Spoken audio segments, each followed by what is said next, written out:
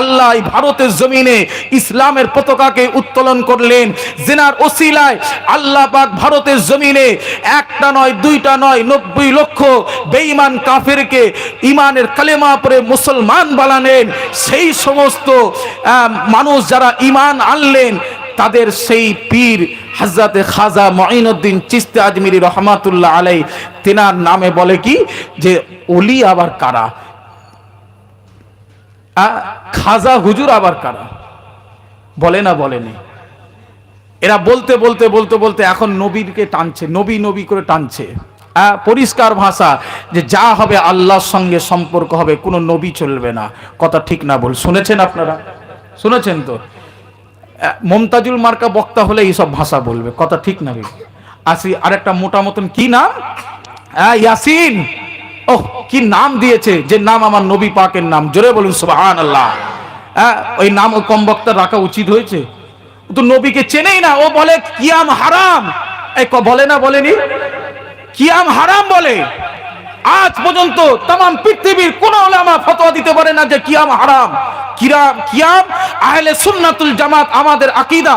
আমরা আহলে সুন্নাতুল জামাত আমাদের আকীদা বা আমাদের যারা মাসলাকে আছেন, যারা মুহাদ্দিস আছেন, যারা মুফতি আছেন, যারা বড় আল্লাহ ওলি রয়েছেন, তাদের সকলের এক বক্তব্য, কিয়াম হলো একটা জায়েজ মুস্তাহসান। জায়েজ মুস্তাহসান আপনি করলে আপনি সব পাবেন, আনন্দ পাবেন, ভালো লাগবে, নবীর প্রতি আপনার মহাব্বত বাড়বে, ভালোবাসা বাড়বে। না করলে না করো। কথা বুঝতে পারছেন না? না করলে না করো। আপনি ভাত খেয়ে পানি খাবেন না খাবেন সেটা আপনার ব্যাপার। আপনি খেলেও আপনার উপকার, না খেলেও আপনার উপকার। এমনি তো ডাক্তার বলেছে ভাত খেয়ে সঙ্গে সঙ্গে পানি পেট ভরে খাওয়া যায় না। কথা ঠিক না বল? তাহলে আপনি খাবেন কি আপনি খাবেন না সেটা আপনার ব্যাপার। নফল নামাজ পড়েন তো না পড়েন না? নফল পড়েন তো। এই নফল নামাজ ছেড়ে দিলে গুনাহ হয়?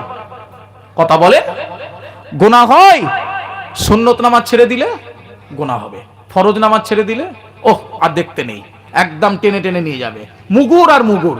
কথা বুঝতে পেরেছেন? কিন্তু নফল নামাজ ছাড়লে ভাই গুনাহ হয় না। নফল নামাজটা ওটা আপনার ব্যক্তিগত নামাজ, ওটা আপনার ব্যক্তিগত নামাজ। Buy one get one. কথা বুঝতে পারছেন না? বাই ওয়ান গেট ওয়ান, একটা কিনলে একটা ফ্রি। আপনি ফরজ পড়েছেন, সুন্নাত পড়েছেন, আপনি ফ্রিটা নেবেন না? আপনি মাল কিনেছেন, বাই ওয়ান একটা কিনেছেন, গেট ওয়ান একটা ফ্রি আপনাকে দেবে, আপনি ফ্রিটা নেবেন না? কথা বলে নেবেন না? নেবেন না? না ছেড়ে দেবে? বাঙালিকে এখন বোকা বানাচ্ছে দেখবেন। এখন কোনো মাল কিনতে যাবেন, প্রোডাক্ট কিছু কিনতে যাবেন, সেই প্রোডাক্টের দামটা ঠিক এত বড় আর তার ছাড়টা এত পার্সেন্ট এত বড়।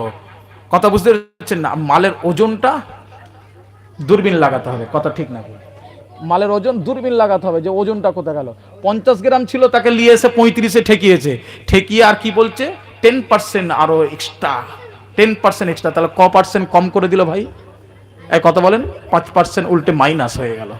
আর আমি আপনি বড় বড় লেখা 10% এক্সট্রা। আরে 50% কলগেট, আবার 10% এক্সট্রা 60। তাহলে 60 গ্রাম ওজন করলে খাপ সমেত দেখা যাচ্ছে সালা 45। মানে কাগজটাকে বাদ দিলে আরো 2 গ্রাম মাইনাস। কথা বুঝতে পারছেন না? তো সেই হচ্ছে ব্যাপার, সেই পরিস্থিতি এখন। আপনি একটা কিনেছেন, তার সঙ্গে ফ্রিটা আপনি নেবেন কি নেবেন না সেটা আপনার ব্যাপার। আপনি না নিলেও দোকানদার বলবে না যে ওটা তাহলে দিয়ে দাও, বলবে? যদি বলেন যে আমি ফ্রিটা নেবো না, দোকানদার বলবে চলে যা, আমার ঘরে চলে গেল। কথা ঠিক না ভুল? তা আপনি সুন্নাত পড়েছেন, ফরজ পড়েছেন, নফল পড়বেন কি না পড়বেন আপনার ব্যক্তিগত ব্যাপার। আমি আপনাকে নফলের উপরই জোর করতে পারি না যে আপনি নফল পড়ুন, নালে মসজিদ থেকে বার হবেন না, এটা আমি আপনাকে জোর করতে পারি না। আর আপনি যদি নফল পড়েন সেখানেও আমি জোর করতে পারি না যে আপনাকে নফল পড়া যাবে না, আপনি উঠে আসুন। পারবো? কথা বলে পারা যাবে? পারা যাবে না। ঠিক সেই রকম নবীর প্রতি মহাব্বত, ভালোবাসা, প্যার আমি করব। আপনার ভালো লাগলে আপনি আমার সাথে আসবেন, না ভালো লাগলে দূরে চলে যাবেন।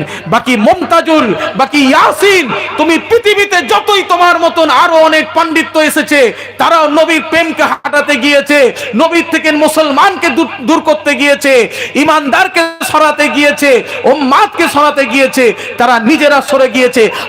আজও বলে যাচ্ছি, একদিন না একদিন ইয়াসিন